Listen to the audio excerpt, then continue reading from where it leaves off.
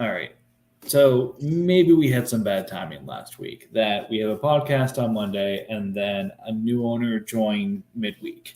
So these things happen, but nonetheless, had to wait a few extra days. We've got the Welcome to the League podcast for the new Saints owner. We do this for every time we've got a new owner coming into the league because it doesn't really happen all that often. But again, new owner, very active owner, pretty exciting for everybody. So exciting that we've actually got 5 folks on the pod tonight, which is pretty great.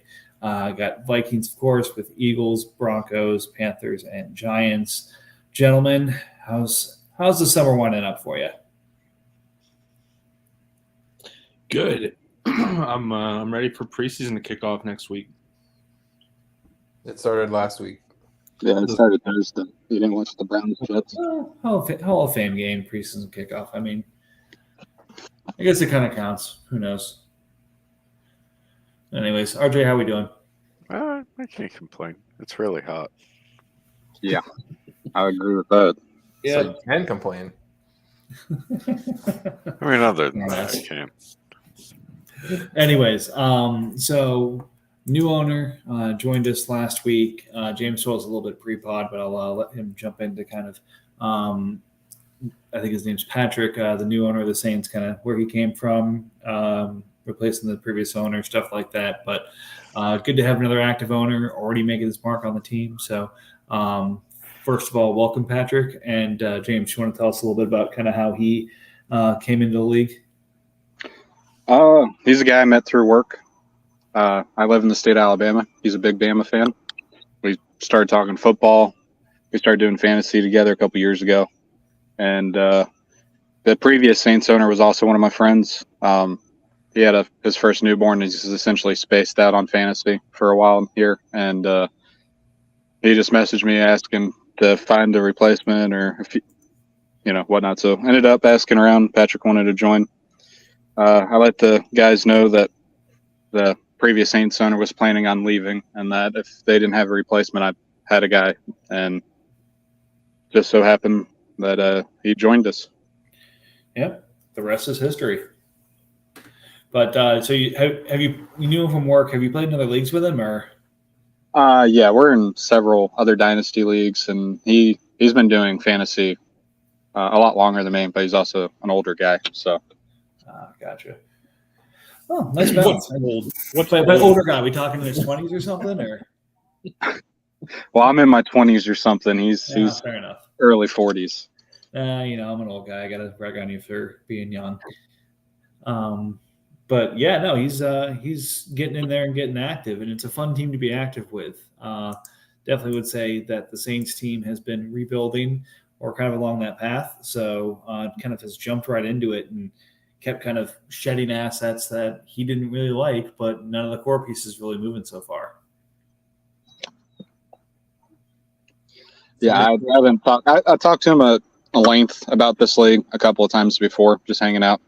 So, and then with the bylaws and everything, he had a good chunk of questions he asked me. But I'm sure, as most of us throughout your first year or two, there's, they're always changing, and there's a lot of stuff during different times of the time of year that are just different that you don't seem to know or you seem to forget. So. Someone buy Purdy. Yeah, so I mean, kind of going through it. He's got the 49, 2 of the 3, 49er quarterbacks in competition, even though it looks like Purdy's running away with it. But still, the 49ers starting quarterback. And right now, Trask is looking pretty good in Tampa. So who knows? He might have 2 quarterbacks on his hands this year. Other than that, it's rookies and, pieces to grow with, but nothing that jumps out saying, holy shit, this guy's going to tear the face off the league this year. If he had a running back, I would be a little bit interested to see if he could do something special this year. In that division? Yeah. I mean, you never know, but it's just Saints has been such a wasteland for so long, and it's just nice to see somebody active. Like he may still leave after a year, like everybody else does on that team, but it's nice to see somebody actually pay attention for a little while. Yeah, and it's frankly fun to just kind of see how he's pulling this together. He's got a lot of fun pieces to play with between the quarterbacks, kind of a something for everyone receiving court too. Zay Flowers is getting a lot of camp hype right now. Jaden Reed's been a darling for some folks the entire draft. Trey Tucker, when he came out, folks thinking, hey, he's going to full on replace Hunter Renfrow, and every sign right now is looking like Hunter Renfrow could get cut this year. So like there's hype behind frankly everyone but Corey Davis. But frankly, he's got a lot of fun pieces that he could include in trades or sell off. For sure. All right. Any other thoughts, comments, suggestions for our new owner? No, I just love that he's active or as active because usually new owners are instructed to kind of sit on the bench for a couple weeks, but he was on the bench certainly for a couple hours. I mean, and all like this team was like perfect for somebody to walk in and take over. Like you can move just about every piece on this team, and even if you don't get what you should, like it's not some catastrophic thing. You're not moving some like huge stud player. I don't think there were any like amazing players on this team. So, you know, it's a good team to learn and build assets with. Yeah. All right. Well, welcome to the league. Best of luck, and get your grubby hands off my player, or I'll have to say about that. So kind of general hype, as mentioned, Hall of Fame game was last week. Kicked things off, Browns and Jets. What do you think, guys? Should Aaron Rodgers be afraid for his job after that Zach Wilson performance? No, but Deshaun Watson should. Nathaniel Hackett's job could be up if Rodgers is just dialing up dots. Right? Oh man, It did make me like weirdly hopeful that Zach Wilson might actually be something still. One throw. Oh, if man. he can really learn from Aaron Rodgers and Aaron actually teaches him, like it could actually be something still, which I did not expect to see happen. Yeah, I mean, he definitely can get another opportunity. Look at Mariota, Tannehill. What other first-round picks? Winston got the second opportunity in New Orleans. A lot of those guys that go top 3 get a second Arnold. starting job somewhere. Yeah. Baker this year, presumably in Tampa. Yep. So, he'll get a second chance, if not with the Jets, with someone else. But yeah, it's definitely a great opportunity. So hopefully for football, football's always better when there's more talented QBs. So hopefully he can figure something out. Well, I mean, now we can focus on what matters and going milk hunting in good old New Jersey. But yeah, Dorian looked amazing for preseason week 1. But yeah, that's insane. I was not expecting him to be anything special at all.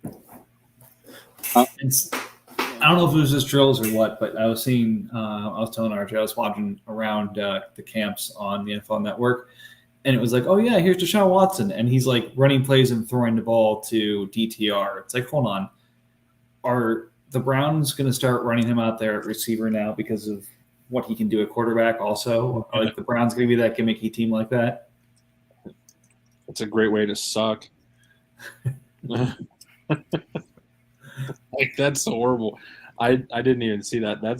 Please do that. Please. Well, they could also use DTR kind of like Hurts got used when Wentz was actually still there in the starter.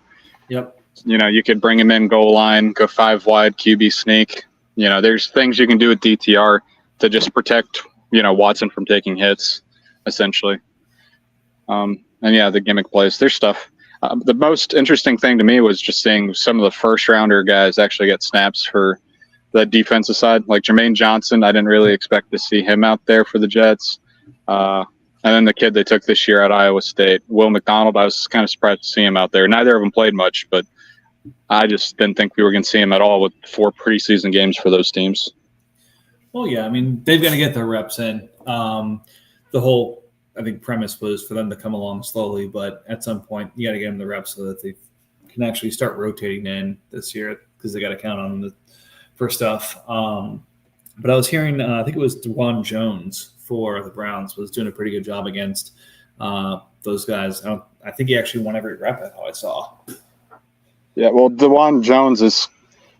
I don't understand really why he slid and fell. He's one of those guys like I can't remember his name. It's Trey something out of Tennessee that the Chiefs magically got in the 6th round a couple years ago.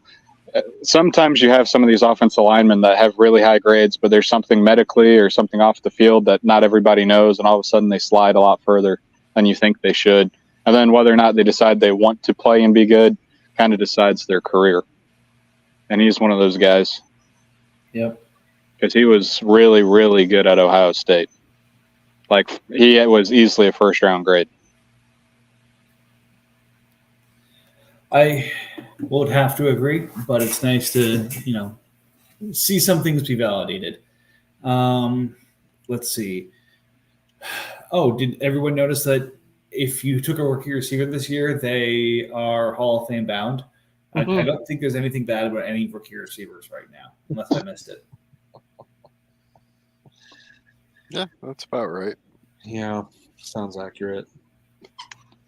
Cedric Tillman's the best wide receiver in NFL history. Yep, Ernie Moss said so. Check that man for some CTE.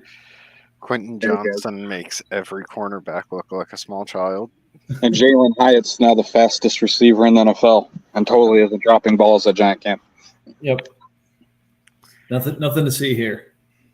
Hey, guys, the best thing, though, is out of Dallas, Dak is throwing interceptions every single practice. Well, because he keeps targeting 5'7" running backs. He's actually closer to 5'6" or 5'5". Actually, I think he's actually like 5'5 3/4", so something ridiculous. He's ridiculously small. Yeah, that was one of the picks that I'd imagine all of us saw, and I'm just like, this isn't gonna work. We're talking about Yeah, I don't hate it until the kickoff rule changed. Because, kickoff return specialist, 6th-round pick, a guy that you can use as a scat, maybe a small slot or something, a stab in the 6th, whatever. Especially when you don't have anyone really of that skill set on the roster. Like, we haven't used Gallup that much in the slot, and it sounds like he's going to more live in it this year. So, it'll be interesting to see how it all plays out.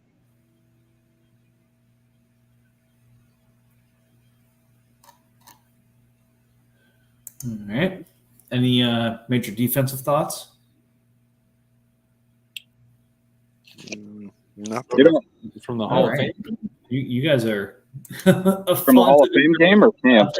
Are you talking about camp or Hall of Fame game specific? Either. Oh, I thought we were still just talking about the Hall of Fame game. No, I'm curious what Josh Johnson going back to the Rams is going to do. Like, is that going to do anything other than make it more confusing? He just understands the scheme. It probably puts that Russ Yeast guy that the Bucs has on this trade bait be less valuable. The Rams were a team that haven't had draft capital in a couple of years, and you can really see it. There's a lot of their position groups where you go, who is this guy? Who's supposed to be like all these guys essentially that are in competition there for like cornerback 2, safety 1, even like their whole secondary is like depleted of any that draft. was also the plan, right? Like, go all in, lose every future asset they have, and win the Super Bowl. Well, yeah. And now they're poor and they can't afford a defense. Yeah, so when you get John Johnson back for whatever he signed for, I didn't see the money. They're excited because they have someone that knows the system and is better than anybody off the street that wasn't even drafted, you would assume. Yeah.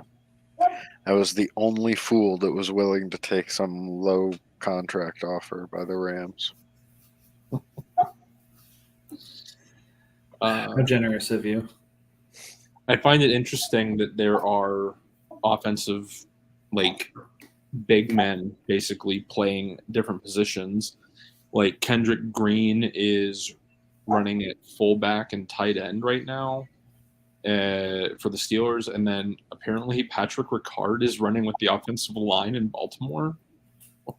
That's normal. He's done a lot of practicing with them. He's a 300-pound fullback. He's not a small He's a dude. big boy. He's literally been an emergency tackle for him before, so I'm not too surprised. I mean, the big news though is Teddy Bridgewater's in Detroit. Yeah, so that that one's interesting because you have Goff, Hooker, and Teddy now. I think they I guess just means now that you can dress three now, and it doesn't count, so that's smart. No, I think it just basically means that Hooker's going to get popped. Yep. He's so going to be on. they've got Bridgewater there as a third guy, and then if Hooker can come back at some point, they'll dump Bridgewater and have Hooker there. Well, even that though, you can keep three now on game day. Yeah. So it makes sense if you can just keep Teddy cheap. That really just comes down to how close the position battle is at everything else, and if there's a guy they're really worried about losing on the practice squad versus potentially having that third QB. Yep. Like obviously there shouldn't be a lot of worry about injuries with Goff because he's not a running QB and he doesn't have an injury history, but still, to be that team with that third QB can be a luxury. Yeah. Did any of you see the Scott Hansen video about the Jags urinals? What? Yeah. So he went to Jacksonville's training camp, and he did a video about how their new training facility is so high tech. They have a sensor in their urinals to test for hydration, and so if it's green, you're good. If it's yellow, you could probably use some more water or whatever. And if it's red, you need to go see the trainer to get an IV. Hey, that's pretty cool though for being a Florida team, man. Yeah. I think it's how hot it can get up there. That's cool. It's just so random. I thought it was kind of interesting. Tristan Wirfs, been the all-pro, otherworldly right tackle. I don't know if you guys saw. He's moving to left tackle this year because Donovan Smith is now with the Chiefs. I'm not entirely sure what they're going to end up doing at right tackle. But apparently he went and saw a psychiatrist because he's having anxiety attacks about the move from right to left tackle. Yeah, it's a pretty big move for most offensive linemen. Joe Thomas talked about it one time and said it was basically like, just imagine trying to wipe your ass with a different hand and constantly do it, and it's a ridiculous task, and a lot of left tackles that were formerly right tackles did have issues with that. And another one that's been pretty quiet, but I've been trying to keep my eye on it, more so just because I'm interested. Jonah Williams, he requested a trade when they went and got Orlando Brown, because part of Orlando Brown's thing was if he got traded somewhere, he wanted to be the left tackle. Yeah, left tackle. I want to be the right tackle. And Jonah was not happy with that. But it sounds, from everything I can see, that Jonah's at camp, and it seems like that might have actually been resolved. So the Bengals might actually have bookend tackles. Oh my To god! some degree. I mean, when you're a favorite to go to the Super Bowl every year for the next 5 years, probably, I would be pretty happy playing whatever I got to play to stay on that team. Yeah, there's just one of those ones where it kind of just seems like it got resolved and there wasn't much conversation about it. Because I know people are still talking about Devin White, like he's in Tampa, he's at practice and everything. There's been a little conversation about him doing a hold in, but there's also been video of him actually playing with the team too. So I don't know exactly what's going on there. He addressed that today. Did he? Yeah, he had an interview, and he said it was kind of a selfish decision on his part to request a trade. It was just one of those things. He knew he had a 5-year option, but didn't want to wait, and they didn't want to talk contract with him, and he got upset because he felt like he was the focal point, and he wanted to be Levante David or the next big guy, and it's just more a thing of patience, and he didn't have it at that time. The only holdout of concern is Chris Jones. I think it's all the running backs. Well, I mean, are those holdouts technically because they haven't signed their tags? Well, Josh Jacobs is the only one that hasn't signed his tag, right? Yeah, Tony Pollard's already reporting for medical and everything. Tony Pollard was happy. Like, obviously, he would have preferred a long-term extension, but there's never really a thing about him holding out. Like, that never happened. He signed instantly, essentially. We had the Saquon holdout, and then we had all of his different weird bonuses, and then, yeah. And it's just Jacobs left over. Mm-hmm. Well, Jacobs is the most, like, screwed out all of them, to be honest. Yeah. Because, Saquon was the second overall pick, got second overall pick money. He was able to negotiate to get, some bonuses that he probably will not get. But Josh Jacobs, went into last year. They could have picked up his 5th year. They declined his 5th year, and now they've decided to tag him. So it's like they didn't even know if they wanted him. I don't know if you guys remember the big story from last year's Hall of Fame game was Josh Jacobs was running the ball in the preseason. Yep. So, and then then he had that big year he had. So, yeah, he's definitely got some reasons to be a little disgruntled towards the team and not willing to pay him more than most, I would say. It's just going to be hilarious because, he's being a professional about it, but it sounds like Devontae Adams is starting to get a little bit pissed off about it too. Like, hey, I've got like a year or two left before I start the downturn of my career. Like, can we please stop screwing around like this? Or if needed, get me the fuck out of here. Well, he sounded like he wanted to get out the minute, Derek Carr got the treatment he got. So, to a degree. And I got backpedaled a little bit, but. I think if I was Josh Jacobs, the second that Saquon signed, I'd approach Oakland or Las Vegas and just be like, same contract as the franchise tag, but clause of no second franchise tag, and just be out. Yeah. Geez, that's only happened a couple of times. I can't even remember. Was it Albert Hainsworth that happened with last? Yeah. In Washington? There's a couple others, but I can't remember them. I don't know. All I know is Albert Hainsworth stole like $100 million from Dan Snyder. He's the best. Yeah, that was a very weird comment to hear. Oh yeah, they're best friends. So weird. Ridiculousness of the slow season. All right, let's start talking about a couple trades.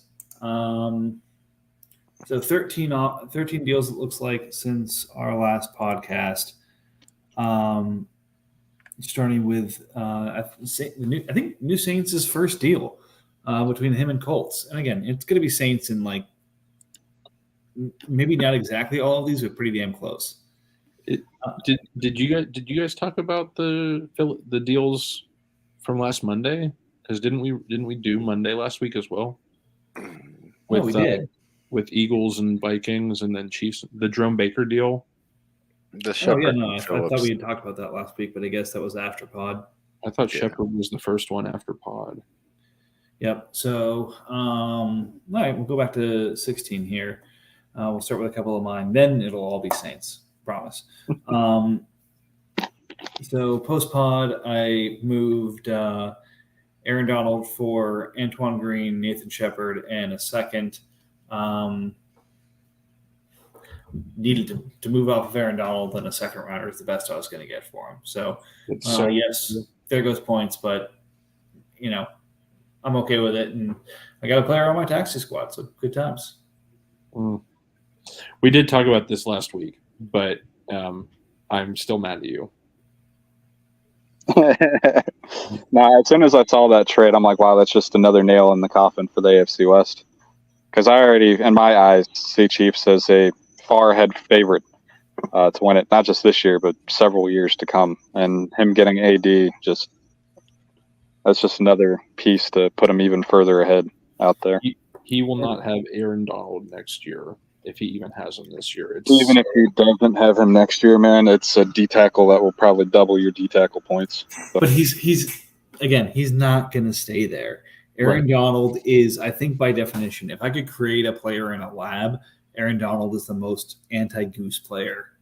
Mm-hmm. He's a stud at a non-premium position on a big contract for big money. Like, this is not what Goose likes to spend his money on when he puts teams together. So I think just for the fun, that was part of the reason for it. But I highly anticipate he will be flipped within the next couple of weeks. I'm gonna laugh when Goose like accumulates Donald, Justin Simmons, and one of the other expensive safeties, and he's just like, all right. And then everything else is like good value on his team. Or he's like, oh, you think I have a type? Screw you. Watch me take this. Well, he definitely has plenty of cap space because he's got that Derek Carr really cheap like he's got plenty of value on his team to have a premium guy that just locks in a top 5 on a spot. So can't wait until Goose is like, I need a wide receiver 5, and goes and picks up Paris Campbell. Oh, dude, don't humiliate the Colts like that. All right, but Nathan Shepard didn't stay long for my team. Went to the Eagles for Adrian Phillips, who I've future dropped. Again, basically these were droppable players anyway, so it was a swap of droppable players. And then I'm selling off some of those draft assets I had for Jerome Baker and a third in 25. Like Jerome Baker, he pairs well with the other Miami linebackers I have, and had needed that position. So, all right, enough about me. Let's talk about Saints. Draymond Jones and Ojabo for I can never pronounce this guy's name, and I swear Panthers, I think you had him like for the better part of last year. Montebuki and Sam Williams. Yep. Yeah, that's fine. I don't know. I don't understand the Colts side of this. I would rather have Draymond Jones by a lot. Well, the big thing for me is Draymond Jones next year's DT. Like, he's playing a 3-4 DN. So it's essentially Dre Jones versus Justin Mabuki or whatever. And he'll also be a DT. So then it's really who gets the edge upgrade. Would you rather have David Ojabo, who didn't play last year, or Sam Williams, who played last year in a rotation and looked good, but will continue to be in a rotation for the foreseeable future? And, Ojabo is the guy that they're just looking at in Baltimore like, can we please have a pass rush? That isn't us bringing in 40-year-old Justin Houston. All right. Then speaking of, we've got Saints and Panthers making a deal here. Kaliki Hudson, Micah McFadden, and Ryan Neal and Jabril Peppers for finally moving off of Corey Davis, Keanu Benton, Brandon Smith, Justin Simmons, and a third. So some big contracts on both sides of the ball moving around here. I mean, I think there's nothing that the Saints gave up there that is that impressive of an asset, but I think the third is definitely what Panthers would have had to give up to get rid of the Justin Simmons contract. So good for Saints. Got a third-round pick for taking on that awful contract. Yeah, I really like Keanu Benton. Like, I love him. Like I took Concy really where I did because he was a bigger name, but I love Benton, so that hurt a little bit. But I don't really need DTs, and I don't value DTs like that. So, yeah. But I got some guys. I drafted Micah originally. I like his talent and his skill set, and it looks like he's going to get a bigger chance this year in New York. So, and I wanted more linebacker points, and yeah, just opening up some more cap years because I was only at like 35, 36 players. Open up some cap allowed me to do a little bit more.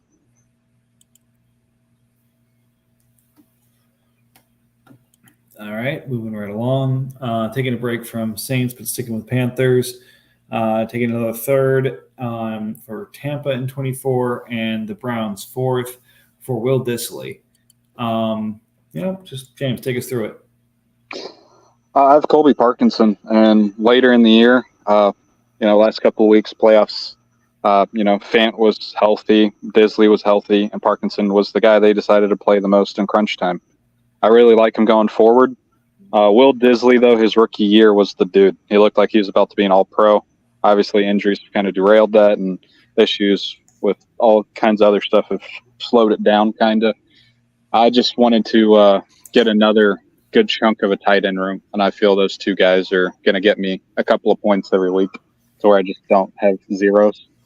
Tight end's been an issue for me since I joined the league. So Well, you've got Trey McBride, so again, he should start jumping out for you. But I Yeah. understand. Disley's been injured like 3 of his 6 years. But a not injured Will Disley is easily worth more than a 3 and a 4. So I like this for Panthers. All right, back to the Saints. Zach Bond moving for Cedric Wilson, Brock Wright, and a 5th. Brock Wright continuing his tour of the league. Just seems like Bond for Sid Wilson and a 5th. I don't know any of these people. Good trade on everybody's part. Cedric Wilson had like a decent stretch for Dallas a couple years ago, and people thought Dallas was going to re-sign him. Then all of a sudden, Miami signed him, and then they traded for Tyreek, and then they drafted Eric Uzama, and everyone's like, "All right, what in the world's going on in Miami? They're just stacking receivers." And that's I don't know. Zach Bond's been in New Orleans for such a long time. You would have think he would have made some kind of impact by now. So there's a lot of just meh in that trade. Yeah, it's shuffling stuff around.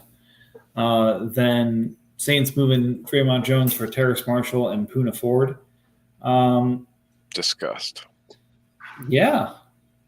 This is awful. Bengals and I will have words at some point. This is the new owner not understanding valuations yet. Well, if he goes to D tackle, what's the value? More than Terrace Marshall. Oh, I'd rather have Terrace Marshall than anything in this. Yeah, I'm kind of leaning that way too. Like Terrence Marshall is a really good talent who's been stuck in a pretty bad Carolina team. So I'm not really hating on it. I think that, if you're a new owner, I don't know, Draymond Jones, if he goes to D tackle, he'll also be 27. I know you get the contract safety because he got paid a lot in Seattle, but I think I'd rather just take the risk on the younger receiver. Just more upside for your team. All right. Then Bill's up on the next one. Brevin Jordan, Cam Thomas, DeMarco Jackson, Darion Kendrick, and AJ Terrell for Paulson, Debo, Trent McDuffie, and a 3rd. I can understand consolidation here, but I think I even told you afterwards, Bill. The 3rd seemed light for me, so help me understand. No, this is going to be one of those ones I probably end up regretting. I approached him about the corners, and it just over the days or the 2 days or whatever it was that we were discussing the idea, it just escalated, and I don't know. I think I gave up on DeMarco and Cam Thomas too early. Yep. Cam Thomas, at least. I would not have gotten rid of him. That's such a cheap throw-in of sorts. It's one of those ones where I'm like, I'm hoping that he doesn't do anything too special, but I don't know that he's not. I can't trust he's not going to at this point. He's like, he's just too valuable of an asset for them right now. All right. Then we've got 2 taxi thefts here. Chiefs grabbing Levi Onwuzurike. I know I mispronounced that, but I'm okay with it. And Saints grabbing Trey McKitty from the Titans. You know what's ridiculous about this? Cowboys literally got online to bitch about how he had to take care of this during the NFL Hall of Fame game and then still didn't do it. I was kind of just interested when I saw it go over. I'm like, who is this guy?